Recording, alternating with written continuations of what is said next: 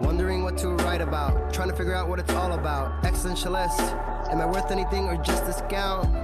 I don't know. I don't know. I don't know.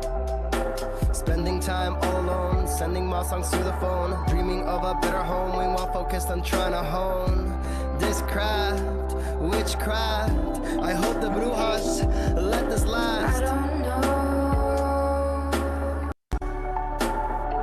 if the earth is painted blue.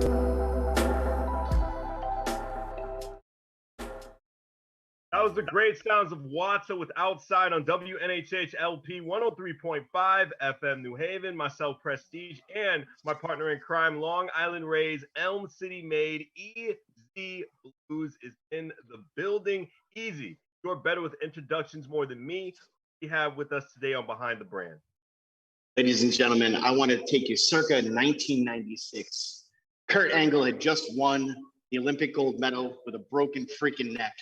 And then he brings the three eyes into the world. And I have to say, this man exemplifies the three eyes. Some would even say he puts the I in audio.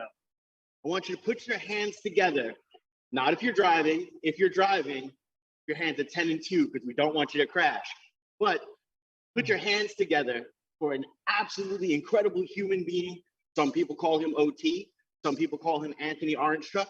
Some people call him, when they need amazing sound, from OrangeTruck Audio, Anthony OrangeTruck. What's going on, OT? How you been, brother? Hey, that was the best intro. Nobody's ever talked me up like that. That's amazing. That's incredible. Thank you. We're actually thinking about doing, like, offering that to, like, the listeners at home if they ever just want an intro. We're just gonna cut it for them and then, like, share it on Facebook. You need to do like a pre-recorded thing, and then people can call and use that as their ringtones for certain people. So when somebody calls, they get like this crazy like WWE intro for their that would be amazing. I would probably spend $5 a month on that, as a subscription service or something like that. Yeah, just put that right on my T-Mobile bill. I'm good. Now. Give us ideas. I'm good with it. No. It's good. It's good. Give Thank the you. ideas. Thank you. You're welcome. That was incredible. Wow. That's awesome. So, brother, first of all, how have you been? Okay. Things are starting to pick up again. Work is starting to come in. Things are getting better. Yeah, I mean, I'm getting calls, and I'm pretty much freelance, so I work for several different companies and through the local 74 IATSE union, and calls are starting to come in, and I've got the guys that I work for are like, hey, can you cover this, can you cover that, because they're getting calls. The guys that own the PA companies that I work for, they're getting calls for a lot of graduations, outdoor concerts and stuff like that, and everybody wants to do it now. Everybody wants to do it now. It's insane. And we're having, Connecticut has a lot of, well, this is the thing. Connecticut doesn't have a lot of pro audio guys. Not a lot. I mean, there's guys out there. Don't get me wrong, and many of them do, a commendable job. But as far as getting calls to do bigger events and stuff like that, there's only a handful of us. Right. So getting coverage for everything now, the last year it's been, nobody's got anything, and then now all of a sudden we don't have enough coverage for all the things that are coming up. So it's good. So I mean, I can't complain. I mean, I'd rather be working more. So after this whole last year, so. Well, exactly, and that's one of the reasons why you're here. First of all, you are by far one of the best in the business. I have heard shows that you have done. I was blessed enough to be at the Steve Rogers show. Okay. that you took care of, which was fantastic. I mean, and to blend those type of sounds are a little bit more different. And some will say difficult than doing like a straight up like metal or a rock show. So there's all different type of things. Yeah. But here at Behind the Brand, we're very big into showing our listener the other side of it. What is behind? Now, so many people are like, hey, the bands aren't going to be able to play live shows. But 2020 really hit the industry extremely hard. And really the heartbreak story is all the people who put these shows together. A lot of the average Joe and average Jane are going, but no, it's just the bands. But no, there's sound people, there's griffs. You know, I want to kind of show that a little bit more. You guys definitely need to be celebrated after all of that painstaking that was 2020. Yeah, I appreciate that.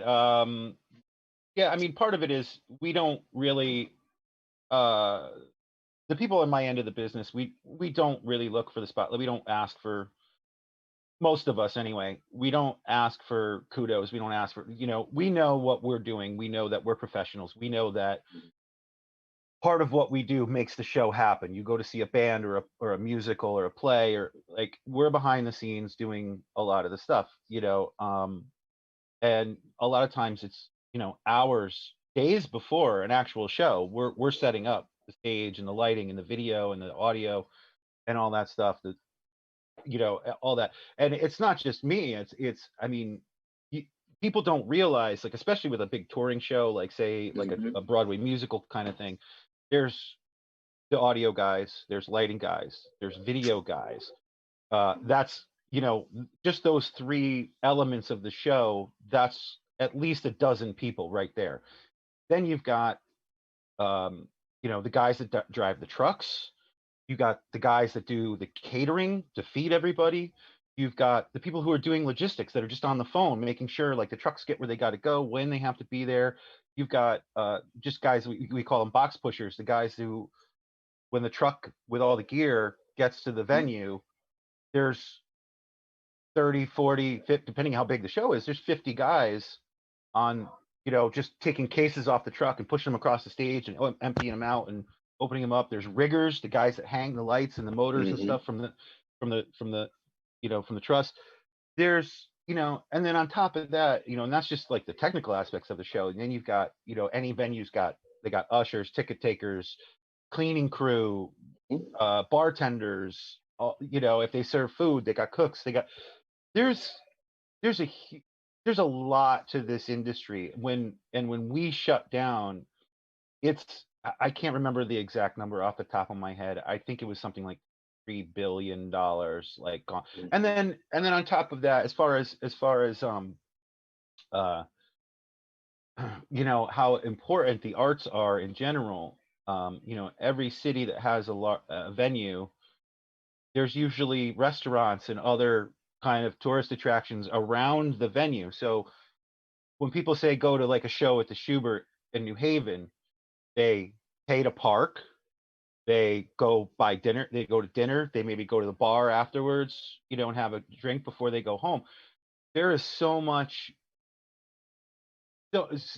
a huge economic impact for any show to be shut down. To have every show shut down for over a year, it's a huge economic impact on the world, not even just country. I mean, we're talking, venues in wherever else, you go, Europe, Asia, Russia, Canada, Mexico, Australia, wherever you are. It's a huge industry, and there's a lot of involved. And to have it just gone, it hurt a lot of people, not just me, and not just the people that do what I do. There's a lot of people. It's a huge thing. So yeah, it was a huge blow to a lot of people, and people really got hurt from it. So not just musicians. And actually, that's most of those guys are fine. Yeah, true. We had band camp, so it was fun. Yeah, right.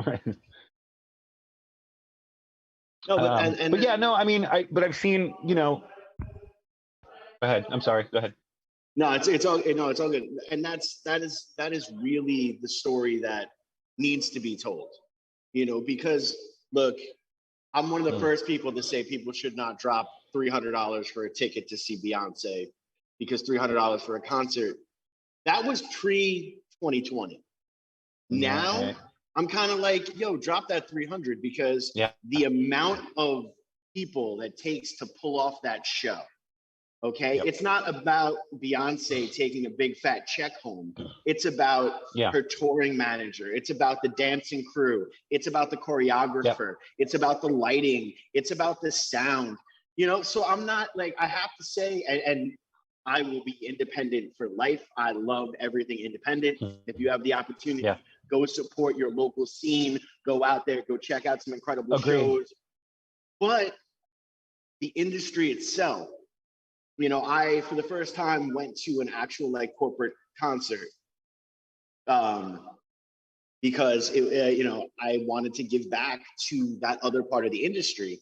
And that's really what I want the listener today to pay attention to. You're not just supporting that big mainstream artist. Right. You're supporting the community that comes along with them. So. Right. And, just to jump off a point that you mentioned as far as independent artists go, I think that's incredibly important as well. I mean, these huge acts don't just come out of well, sometimes they come from the waist, some of them and stuff like that. But a lot of the big bands that you go to see or whatever, especially rock bands or whatever, they didn't come out of nowhere. They didn't just appear. Those guys, toured in vans, played in little clubs. It's really, I'm a huge support, and I work big corporate rock shows and big concerts and stuff, and occasionally, but I'm a huge supporter of the local music scene, especially being from basically Haven, and all those little venues, having been at the space and the outer space from the beginning. And having supported that, and going to places like Cafe 9 is an amazing venue. I love that place. The State House, I don't know what's going on with them. I don't even know if they're going to be able to continue at this point. I hope they do. I thought that was, because that's an amazing venue. And Carlos and those guys put together a great place. Really did. But things like. Yeah, they did a great job. I was so excited when that place opened up. Excuse me. So I think, supporting local music in general. I mean, look, go, and I kind of missed it. There was, there was days back when the Tune-In was still open. I know not everybody remembers a while ago, but it was in the 90s. But that was a truly independent venue, and you would pay $5 or $8 or whatever it was. And you'd see 6 bands. There'd be a punk rock band, a ska band. There'd be Mighty Purple. There'd be West of the Moon Breed or Blind. All these weird. And you'd spend a couple of bucks and you'd have a full night of entertainment. And maybe some of the bands you didn't like, but you usually see something you liked.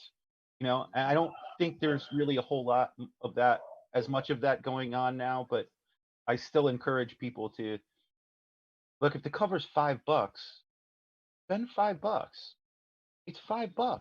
You're going to drink that anyway. You're going to spend that on one drink. Have one less drink and pay the cover charge. And then you pay the security guy, and you pay the sound guy, and you pay, and and you see 4 bands or 5 bands, and maybe 3 of them you don't like, and one of them you're like, they're okay. And then one of them you go, wow. And then you start fall in love with a whole new thing, and a new band who you can follow and support, and maybe they blow up, and you can say, hey, I saw those guys when they played in front of 50 people at Pacific Standard Tavern or something like that. You know what I mean? So again, important. Again, I will always say that it's important to support local independent bands and venues. No, definitely. And you have been there from the beginning. I remember, you helped install a couple of different boards at the, at the outer space. You actually helped bring the board over from the outer space to what is now the cellar. Yeah, I don't know if anyone was supposed to know that, and if anyone got in trouble, I did it. He didn't do it. It was me. Blame me.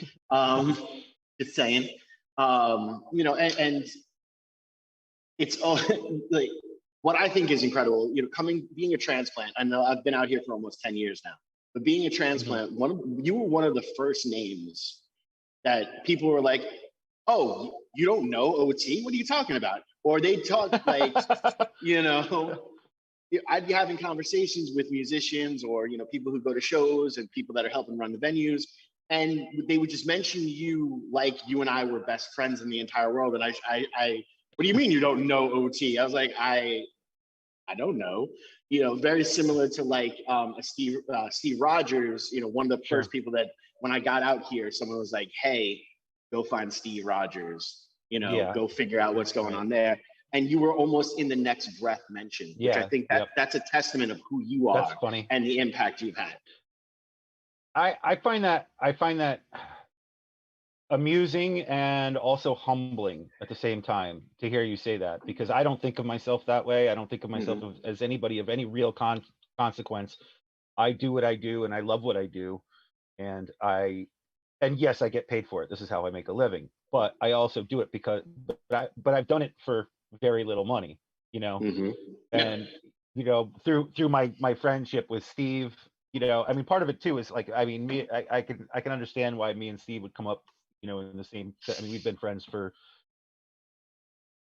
since 1993, I think. So yeah, we're going on close to 30 years, like we've been friends and worked together, and we toured together, and we spent a lot of time on in a camper together, going across the country and eating, beans out of a can and bumming cigarettes and stuff like that. Yummy. Like that was my introduction to this whole, kind of my real introduction to this whole world, and once I was like 17, 17, 18 when that started. And once I got a taste of it, I was like, this is it. This is all I'm going to do. And I've had other jobs since then over the years, whatever, I've delivered pizzas and scooped ice cream and made espressos and, worked in warehouses, did electrical work, whatever I've done. But this was it, this was always, I found that part of what I do is I love going into a venue. I love doing a show and being in the back and being invisible for the most part. I'm fine with that. And then at the end of the show, seeing a bunch of like sweaty people with giant smiles on their faces because they've been dancing and having a great time, and people just having a blast. And at the end of the show, watching people walk out like that, and that to me is part of the reward of this. I really do. I know that sounds kind of, I don't know. It sounds like, oh, he's just whatever, paying lip service to. But I really do. Sounds like you're telling us a great story on WNHH LP 103.5 FM New Haven, behind the brand with myself, Prestige, and my partner in crime, Long Island Rays, L8E. We got Anthony OrangeTruck with us on Behind the Brand. Now, from what you're telling me, do you feel you're like the engine when it comes to a show? I guess I don't think of myself in those terms. I tend not to. I just focus on what I'm doing. But I guess there's a little bit of a feeling behind. I know I'm there. I know that what I'm doing is important. But I try not to let that go to my head. Like I don't have much of it go. I try not to anyway. I try to be humble about what I'm doing. I feel that like I'm a support part of it. And there's this part, and yeah, I'm proud of what I'm doing, and I'm proud of, so am I the engine? I don't know. I think I'm maybe more like I'm like a tie rod, like if like the show might still go on, but without me, the wheels might come off. Oh, okay. That's a better wording of that. I think that's the best way I could say it. And I know, I do know that there have been times where, yeah, I've saved a show. There's been times when I've messed up the show too. Oh, okay. I like the honesty. I'm not. I'm under no illusions about who I am and what my capabilities are. I know that I have a certain set of skills and I'm pretty good at it, but I also know that I'm still a human being. I mess up sometimes. Of course. And sometimes I mess up and nobody even notices. Right. And I fix it before anybody in the audience can even tell. They're like, what was that? Oh, what? Nope. Okay, never mind.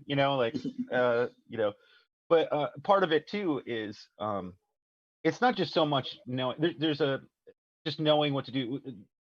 One of our kind of sayings is like, knowing what to do when things go wrong, and things will go wrong on any given show. Mm-hmm. I could probably count on one hand after thousands and thousands of shows. I can probably count on one hand the amount of times everything has gone right from beginning to end on any given show.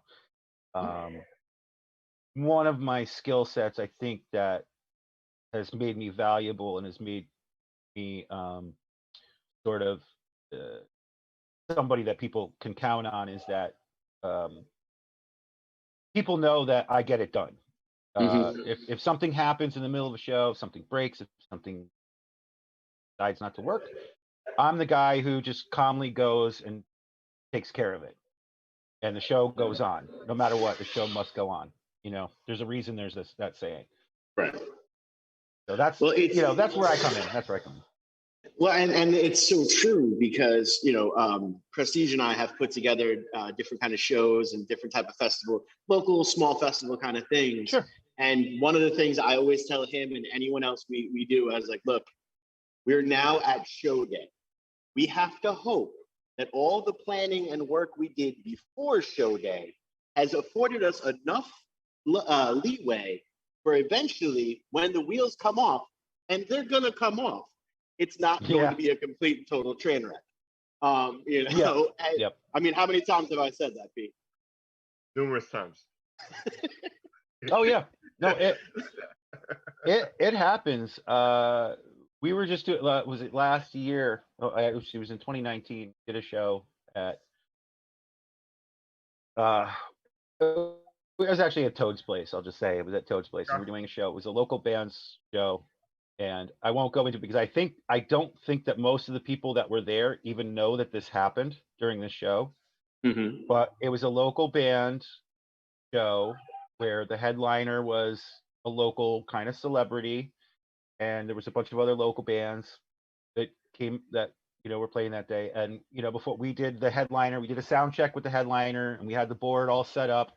And now everything is digital, so boards you do your sound check and you save your scene and it's all good. And then when you go back, you just hit a button and all your settings are there, your basic settings anyway. And there was, I think, 6 bands on the bill, and we got through the third band. Halfway through, like the third band, the board just completely died. Just some computer chip. A computer chip came loose in the board. We couldn't get anything. The whole thing died, everything. And it was me and another sound guy. We were kind of tag teaming that day because there was a lot of bands. Right. The whole board and it was, when we took it apart later, when we figured out what happened, it was kind of a stupid thing, but it wasn't anything we could have repaired in the moment. Mm-hmm. We literally, between bands, pulled that board out, put another board in, repatched the whole thing, started sound check from scratch, and just kept the show going we literally did this all in about 10 minutes. We just boom, boom, boom. It was, and really, I think we ended up going about 5 minutes over schedule by the end of the night because of that weakness. Right. And that was only because we had to kind of sound check the headliner. Mm-hmm. And it happens. Stuff like that happens, and you have to keep a cool head. Just go forward. Okay, this is where the problem is. Fix it. Go. Boom. Done. Yep. Show must go on. No, exactly. And it's great because the audience probably didn't know because you guys didn't panic. Yep. The audience might have known if all of a sudden they hear from the sound, where's the board? They didn't know. Things. And that's how chaos happens. I mean, we've done a couple of different shows where some of the acts don't show up until maybe 5 minutes before the first act's already on, and We're like, Uh, they're like, oh, we were stuck in traffic. I was like, bro, you walked here. How are you? You walked here. Like literally, you walked here. yeah, you live 5 minutes away. What are you talking about? Easy Blues. I just want to piggyback off what you just said, and it's going to lead to my next question. OrangeTruck. OrangeTruck. What are the top priorities? Expect position they get into. What are some things that the sound guy expects right off the bat? Oh, okay. Wow.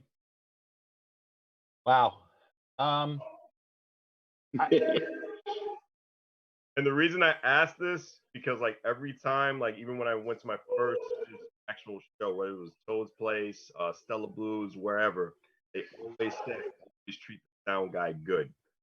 So every time. It's good advice. It's good.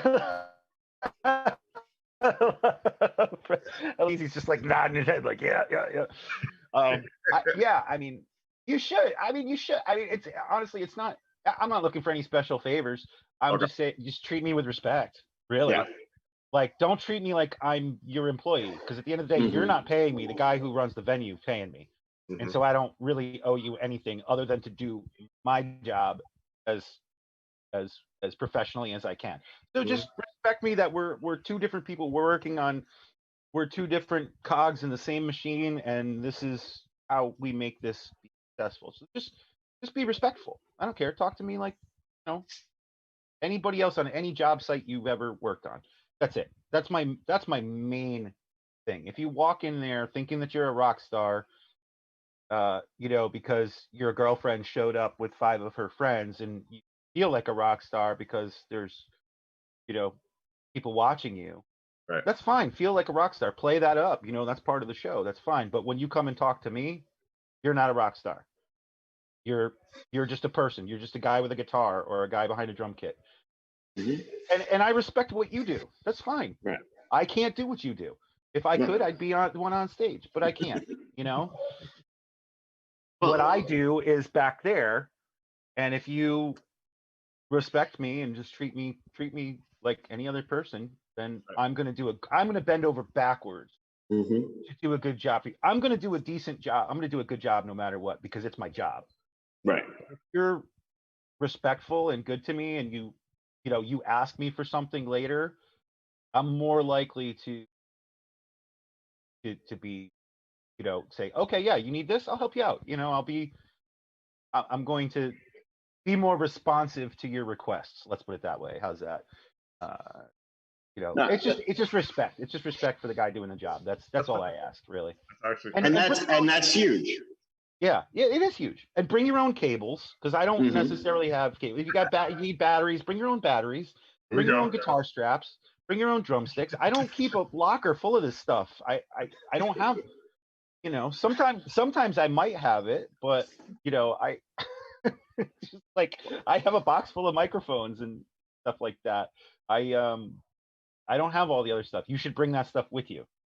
And you should be rehearsed as well. Like sound check is sound check. If you got 15 minutes for sound check or whatever it is, 10 minutes for sound check, that means you plug in, you play, make sure that I can give you what you need in the monitors and like everything sounds good on stage. Don't worry about up front. I'll take care of that. Just worry about on stage, what it sounds like, got what you need.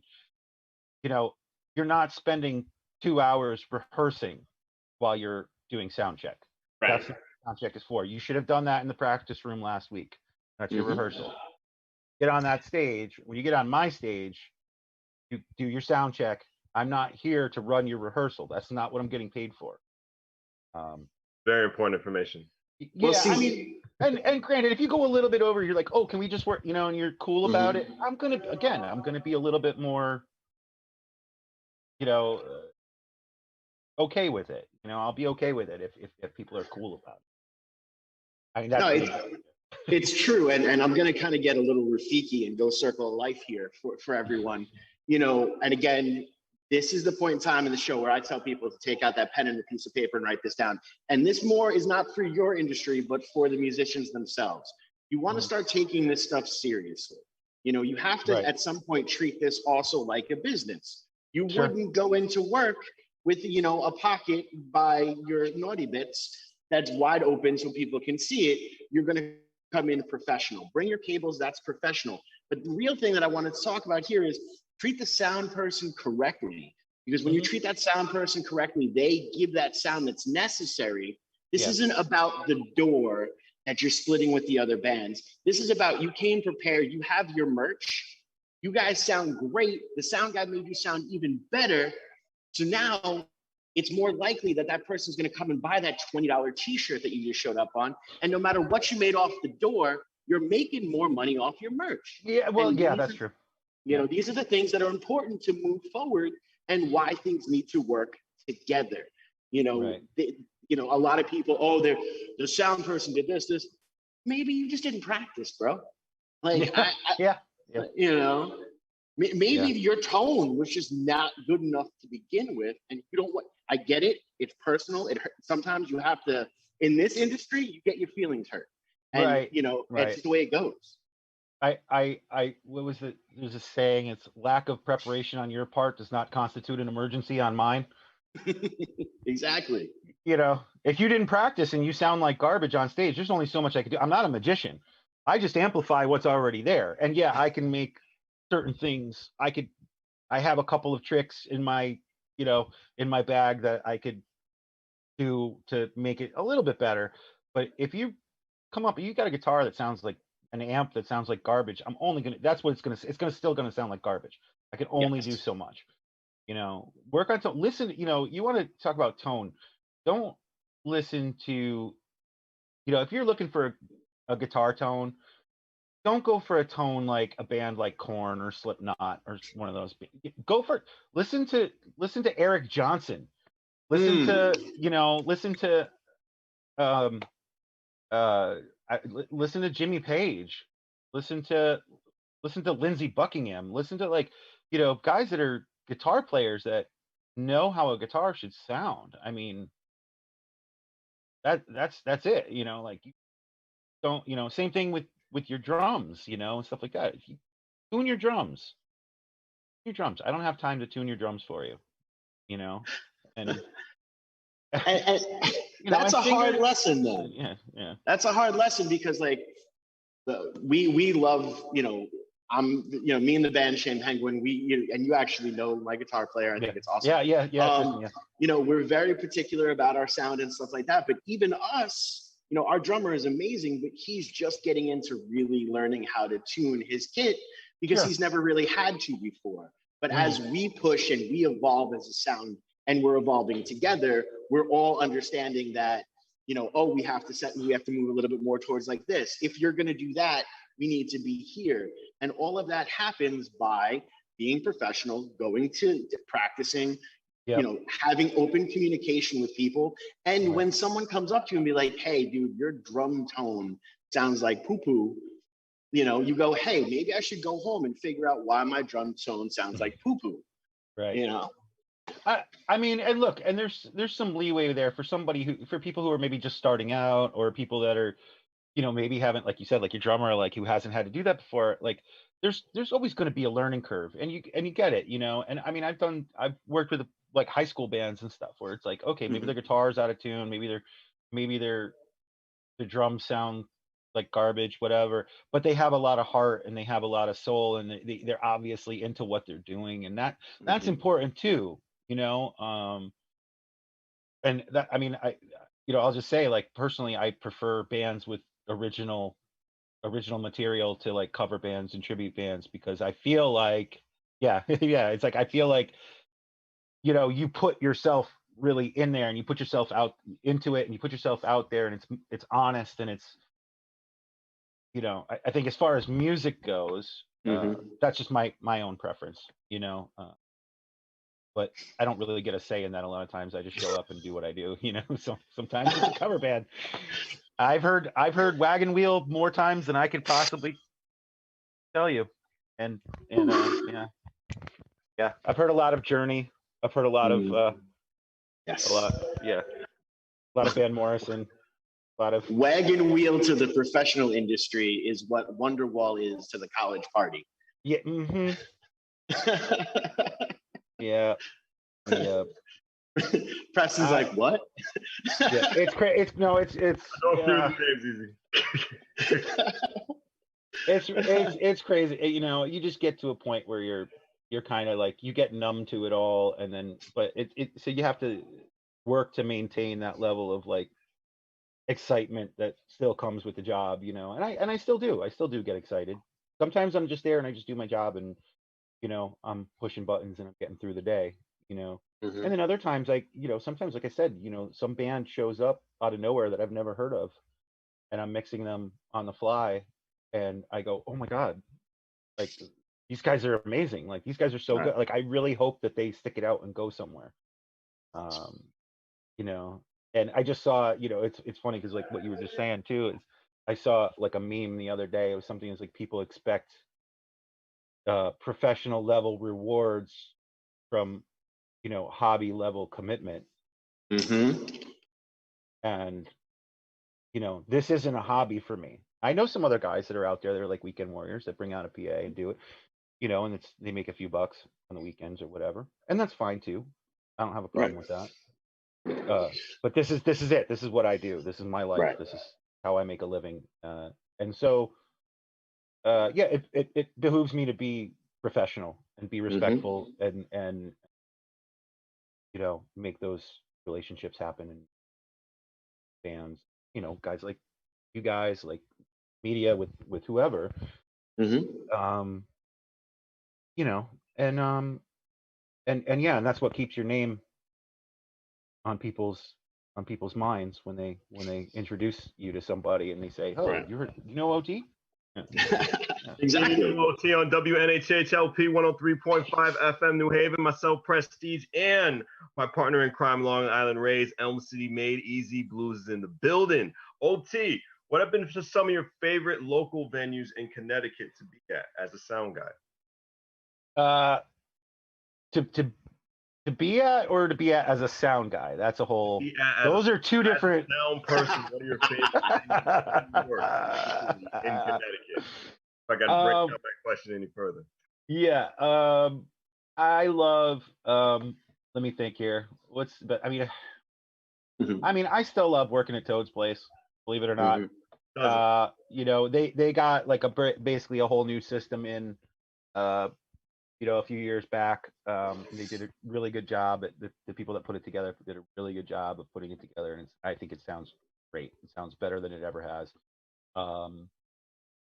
You know, I still like working there. I mean, it depends on what I'm doing too. If I'm doing, you know, there's different. Sometimes I'm doing front of house. Sometimes I'm doing monitors. So I'm the guy like on stage, like making sure the band can hear themselves.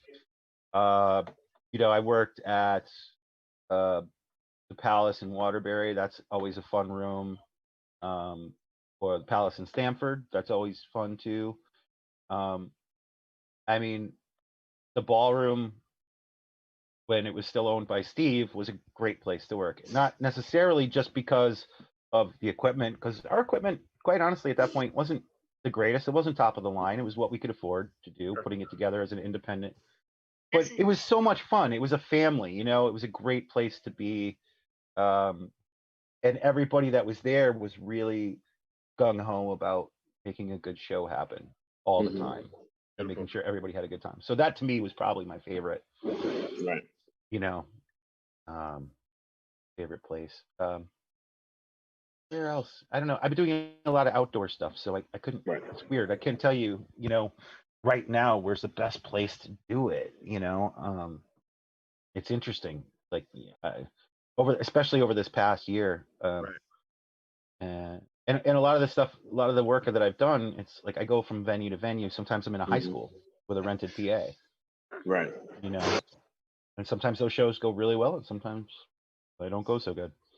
I think you're gonna have more options now because I think I don't know if things were May 19th, I believe. A lot of places are gonna be opening up. Time is gonna be extended, and a lot of places are gonna be open indoors for music events now. So I think your options are gonna be more loud variety.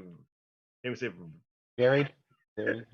Yeah, variety. Yeah. I don't know, my dyslexic self just like caught to me, but like any more options in your path in the foreseeable future, OT. I think. Yeah, no. I got to be honest. I'm not really looking forward to going back to doing indoor venues yet, personally. And I'm fully vaccinated. I wear masks still when I'm around other people. I'm just trying to be responsible. But honestly, I don't know that I'm ready to go back to being indoors with 500 people or even 300, 200 people, 300 people, 500, 1,000 people, whatever it is. I don't think that we're really completely there yet. Maybe by August I'd be ready. But for now, I'm focusing on outdoor stuff. I got a bunch of outdoor stuff booked up.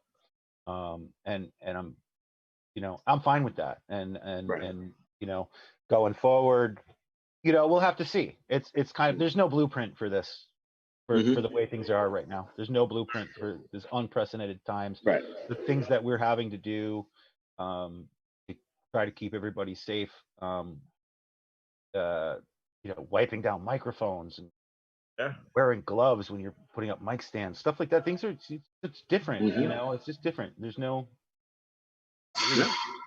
precedent for this.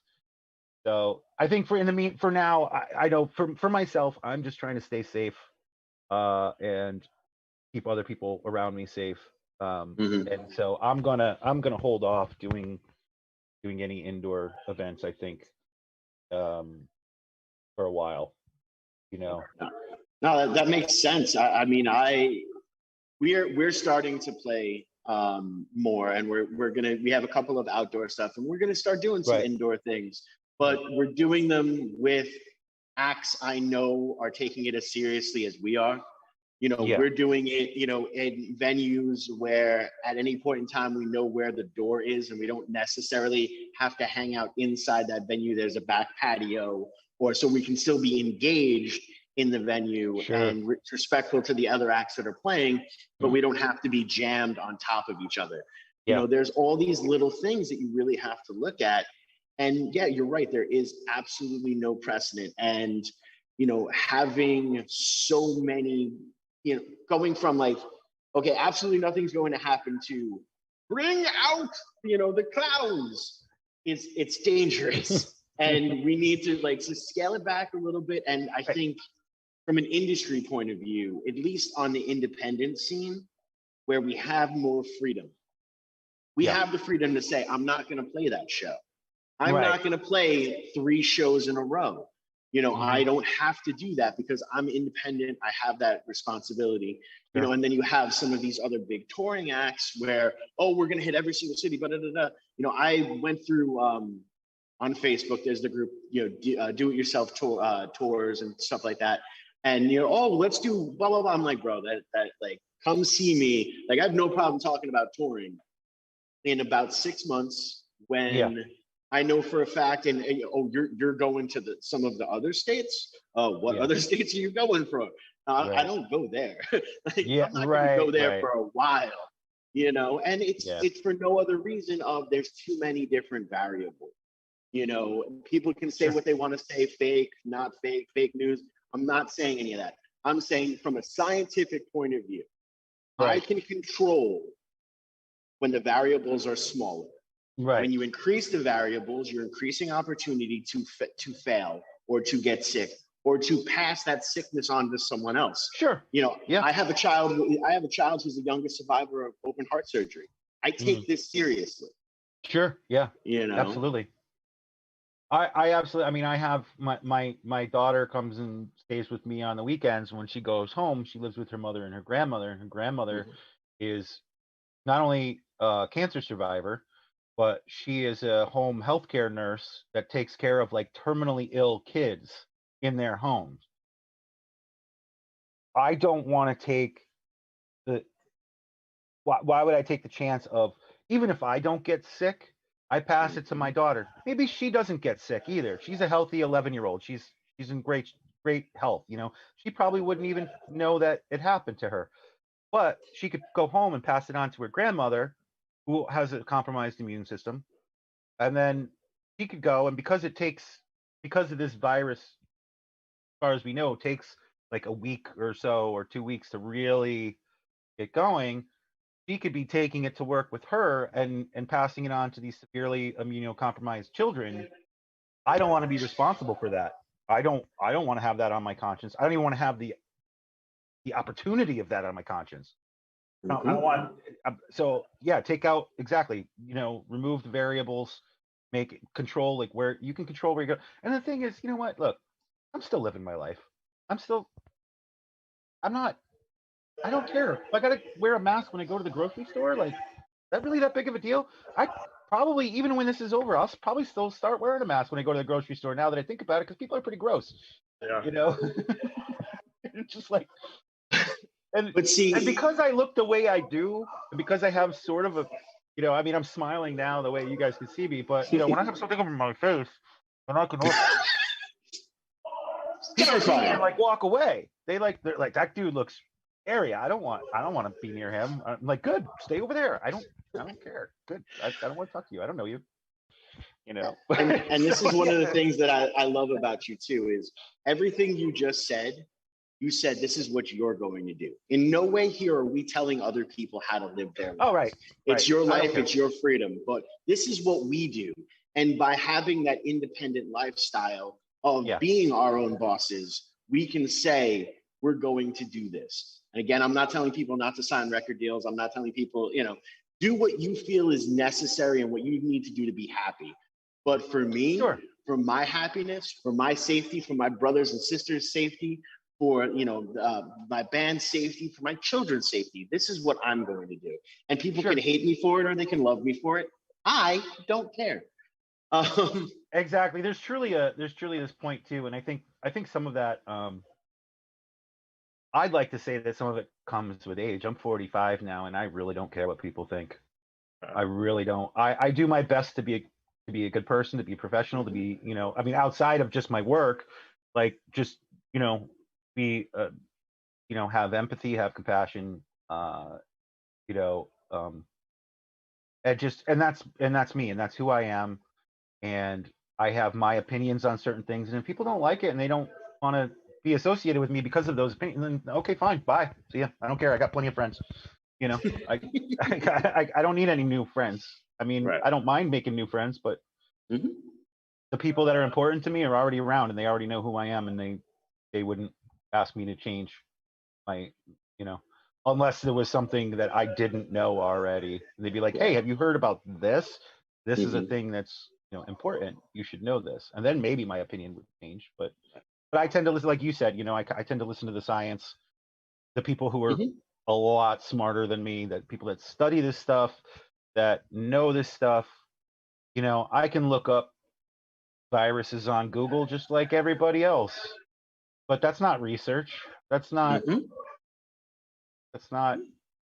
whatever. I just do, just like I wouldn't expect somebody else that hadn't spent over 25 years doing what I do to know how I do what I do. I wouldn't put one of you guys like in front of a board and go, hey, just go for it, because and expect you to know what to do. It's just so that's happened a bunch of times, and it's terrifying. I've shown up to venues and been like, oh, you guys are gonna do your own sound. I'm like, excuse me, I'm gonna do what? I'm gonna press this button and hope. It can be just like anything. It's practice and it's experience. I can do the things I do because I've done it for so long. It didn't take any special. I'm not a special wizard. I'm not. I don't think I have necessarily any innate talent that puts me above or beyond anybody else. I just have the experience. I've just always done this for a long time, and I have the experience, and I know what I'm doing. So I think that, and I think that's for anybody who, whatever they want to do. And I'm lucky enough that I found a job that I love, and that this is my career. This is what I'm going to do for my life. And, and yeah, it's difficult sometimes. It's a hard industry for me to be successful in, for sure. But I'm lucky enough. I love my job. I absolutely love it. I absolutely love it. Former guest we had here, OT, on Behind the Brand Name. His name is Fred Brown. He's I love Freddie. Said you want love Freddie B. And what's that? said you're one of the best out there. Oh my God, I love him so much, man. Every time I see him, it's just like a big hug. I've known that dude for years. He's such a sweet, sweet man. Yep. I love that dude so much. Everybody go see Freddie B in the Army of Love, man. Anybody, Yep. anytime you see him coming up, he's such a positive. This is what I love about like the New Haven scene too. I'm sorry, I'm going off here, but It's good. We love I it. talk a lot It's sometimes. fine. That's fine. We got you. We're here. But yeah, like there's so many positive influences in the New Haven. You know, I guess somebody else would call it market. I just call it the scene. You know, there's people like Freddie B. There's people like Frank Critelli. There's people like, you know, Paul from Cafe 9. There's people that are pushing Carlos Wells, all those guys. You know, Steve Rogers, you know, my buddy Corey Nash, good friend, my best friends in the world. There's people pushing this positive, you know, doing the work, doing the legwork, putting things together, putting shows together, practicing, writing music, putting these good positive things out into the world, and just and not caring, you know, just being like, this is it, this is what I put out there, you know, if you like it, great, if you don't, well, you know, you obviously we're not your tribe, you know, like it's cool, that's fine. That's fine, and I love that, and it's all different types of music. You know, Freddie's more like the reggae thing. You know, Steve's got his like kind of indie songwriter kind of thing going on. You know, what do you call it? Frank Catelli's got this great, you know, Americana type vibe going. You know, there's all these people doing, and many countless more. I can't name off the top of my head, but yeah, there's all these people doing this great stuff, and that's why I've always loved New Haven. Is no matter what, you turn around and people will say, "The scene is dead. This isn't happening." That's, well, maybe you're just not a part of it anymore. Like, you know, maybe you just got old and forgot what it was like to be a part of it. You know, you're just sitting around. What have you done for the scene? You know, the scene does back to you. That does back for you what you do for it. It get what you put into it. I love that. I love, especially when people come to me and try to tell me the scene is dead. I'm like, hi, I'm Easy Blues. As long as I'm breathing, the scene won't die. So let's keep pushing. Yeah, you gotta. I mean, that was when I came into the scene in the '90s. It was, you know, there was so much going on. I mean, there was definitely more going on. I think there was definitely more going on in the '90s, or at least it seemed to me there was more work involved. And I think a lot of it had to do because it was before social media. It was before internet. Really, you had to go out and you had to paste flyers on flagpoles or, you know, telephone poles and stuff like that. You had to really, really hustle to get the word out for shows. Now you put a Facebook post, Instagram, which is not to say that it's not still work. You still have things to do. People still, it's not that, you know, but you know, the scene never died. It never went away. It just changes, and it you know, younger people come up and they make it their scene, and you can either be a part of it or you can not be a part of it. That's your choice. Bye. You know. OT, unfortunately, we do have to say bye on Behind the Brand. We got 1 I was minute just left. getting going. I know. It always happens with majority of the guests that we have here. As soon as we get the ball rolling when it comes to the conversation, that's when, you know, I have to drop that ball out the guest hands. But I got you. This last little bit of half minute of time belongs to you. Please promote your social media and tell people where to find you, and, you know, just upcoming places where you'll be. You know? Okay. So look for me. I'm on OrangeTruck Audio on Facebook and Instagram. And then I'll be at the Boathouse, Canal Dock Boathouse on Long Wharf every Friday and Sunday through July 4th with the New Haven Symphony Orchestra, doing an outdoor show there. And as well as there'll be other things coming up, I'm sure. I'll be around. And hopefully, you know, people go to a show, people. Just go support local music, support the people that do the behind the scenes stuff. That's my big message. Just support the arts, and that's it. Definitely. Amen. OT, thank you for being part of Behind the Brand on WNHH LP 103.5 FM New Haven. Appreciate you, man. Thank you, guys.